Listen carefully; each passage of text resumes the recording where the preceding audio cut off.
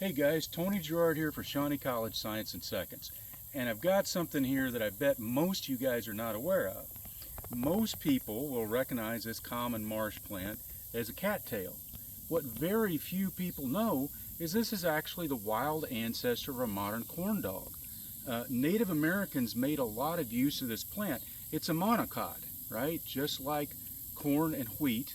And before it's at this stage, the fruiting body here, if it's cooked, if it's baked, it has a very bread-like texture.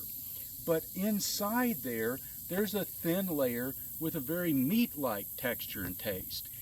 Biologically, it was probably designed for omnivores like raccoons and possums to want to get in there and tear it up and scatter the seeds and things like that. But now, if we cook it all at once, we've got an outer edible layer with a thin layer inside that tastes very much like meat. Now, the Native Americans made use of this as a seasonal treat, but they never really domesticated it like they did corn and squash because they had no way to preserve that inner part.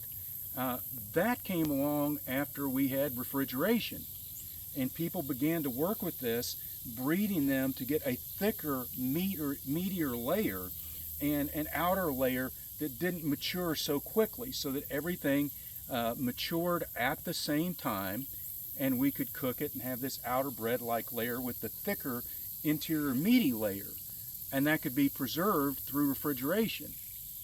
So very few people realize this. The cattail, the wild ancestor of our modern corn dog. How cool is that? And happy April 1st, guys.